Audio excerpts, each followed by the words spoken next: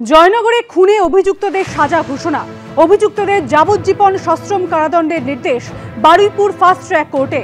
16 October 2020-তে জয়নগরের Rajapur কারাবে গ্রামে এক মহিলার মুন্ডবিহীন দেহ উদ্ধার হয়। তদন্ত নেমে পুলিশ 3 জনকে গ্রেপ্তার করে। ধৃতরা ফরমান লস্কর, আতিয়া রহমান এবং মনিরা খাতুন। বৃহস্পতিবার 3 জনকেই দোষী সাব্যস্ত করে আদালত।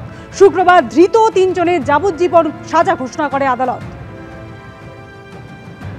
আমাদের এই কেসে মোট 16 জন সাক্ষী আমরা এক্সামিন করেছি, ডাক্তার, সায়েন্টিফিক এক্সপার্ট এসব মিলিয়ে। এর 302, 201, 120B, 34-এ কনভিকশন হয়েছিল গতকাল।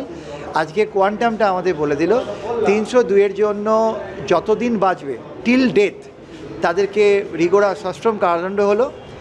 এছাড়া 10,000 টাকা ফাইন, অনাদায় আরও 6 বছর, এবং তারা 201-এর জন্য তাদের 7 বছর এবং অনাদায় 5,000 টাকা এবং 5,000 টাকা। এবং এরা যদি এই 7 বছরটা মানে টিল ডেথের পর মানে সঙ্গে একসাথে চলবে না, পরবর্তীকালে যদি ওরা কোনোভাবে লিখিতভাবে করে শাস্তি কমানোর জন্য চেষ্টা করে রিহ্যাবিলিটেশন বা অন্য কোনো গ্রাউন্ডে, সেক্ষেত্রে 7 বছর টাকাও কনসিডার করতে হবে, ওরা অ্যাড হবে।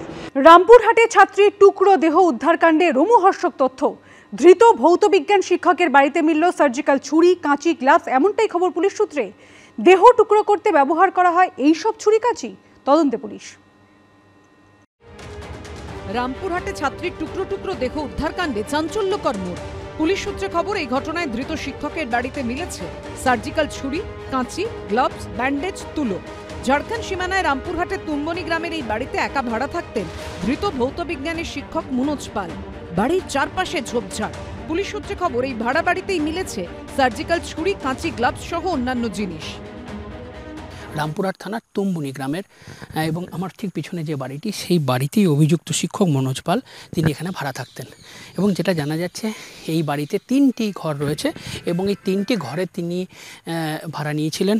বেশ কয়েক বছর হলো তিনি একাই থাকতেন, কারণ তার যে স্ত্রী ছিল তিনিও এক স্কুলের টিচার, কিন্তু তার সঙ্গে তার বেশ কয়েক বছর আগে ডিভোর্স হয়ে গেছিলো। তারপর থেকে তিনি এই ঘরে একাই থাকতেন। এবং যেটা পুলিশ সূত্রে আমরা জানতে পারছি যে একাধিক সার্জিক্যাল জিনিসপত্র পাওয়া গেছে। কেন সেগুলো আনা হয়েছিল সেটা এখনও পর্যন্ত পরিষ্কার নয়। কারণ একটা বিষয়, তিনি কি খুনের চক্রান্তটা বেশ কয়েক মাস ধরেই করছিলেন এবং পরিকল্পনা করেই পুরো বিষয়টি ঘটানো হয়েছিল। তদন্তকারীদের প্রশ্ন, এসব দিয়ে কি ছাত্রীর দেহ টুকরো টুকরো করা হয়েছিল? ছাত্রীকে কি বাড়িতেই খুন করা হয়, নাকি অন্য কোথাও খুনের পর ব্যবহৃত ছুরি, কাঁচি, গ্লাভস লুকিয়ে রাখা হয় এই বাড়িতে? ধৃত শিক্ষকের বাড়ি পুরুলিয়া রঘুনাথপুরে। রামপুরহাটে শিক্ষকতা করতেন বলে থাকতেন এই ভাড়া বাড়িতে। পুলিশ যখন তদন্ত শুরু করে, পুলিশ দেখে যে কোনো রকম কোনো ক্লু তিনি কিন্তু ছাড়েননি। তাই প্রথম থেকে যখন পুলিশ তাকে আটকও করেছিল, পুলিশ তার কাছ থেকে সেরকমভাবে কিছুই পায়নি। তার বাড়িতেও যখন তল্লাশি চালিয়েছিল সেইভাবে কিছুই পায়নি। তাই একটা জিনিস পরিষ্কার, যে ছাত্রীকে খুন করা হয়েছিল সেই ছাত্রীকে কি এই বাড়িতেই খুন করা হয়েছিল, তারপর দেহাংশ বিভিন্ন জায়গায় নিয়ে যাওয়া হয়েছিল বস্তায় ভরে, নাকি অন্য কোথাও খুন করেছিল, সেটাই সেই পুরো বিষয়টি তদন্ত করছে রামপুরহাট থানার পুলিশ। না না না না, আমার সঙ্গে বলতো না, কার সঙ্গে কি বলতো জানি না। এইখানে ওই যে স্কুলের কোনো ছাত্রছাত্রীরা কি আসা যাবে আমি কোনোদিন দেখিনি। 28শে আগস্ট বাড়ি থেকে রামপুরহাটে যাওয়ার পথে নিখোঁজ হয়ে যায় এক 7ম শ্রেণীর ছাত্রী। 20 দিন ধরে নিখোঁজ থাকার পর গত মঙ্গলবার রাতে উদ্ধার হয় তার দেহাংশ।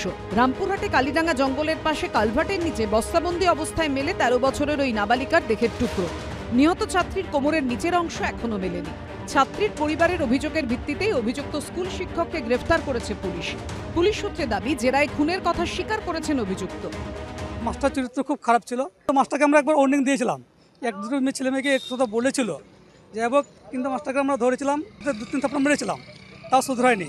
প্রধান শিক্ষক কোনো স্টেপ নেয়নি। প্রধান শিক্ষক এর মধ্যে ছেলেগুলোকে টিসি দেওয়ার ভয় দেখিয়ে দিয়েছিল। তদন্তকারীদের অনুমান, একেবারে পরিকল্পনা করেই খুন করা হয়েছে। জেলার অতিরিক্ত পুলিশ সুপার জানিয়েছেন, পুলিশ হেফাজতে লাগাতার জেরা করা হচ্ছে ধৃতকে। খুনের উদ্দেশ্য পরিষ্কার নয়। যেদিন ছাত্রী নিখোঁজ হয় তার 2 দিনের মধ্যেই তাকে খুন করা হয় বলে প্রাথমিকভাবে অনুমান। এই ঘটনার প্রতিবাদে রামপুরহাট ঝাড়খণ্ড রাস্তায় এখনো অবরোধ চলছে। শনিবার এলাকায় যাচ্ছে জাতীয় মহিলা কমিশনের প্রতিনিধি দল। ভাস্কর মুখোপাধ্যায় রিপোর্ট, এবিপি আনন্দ, বীরভূম।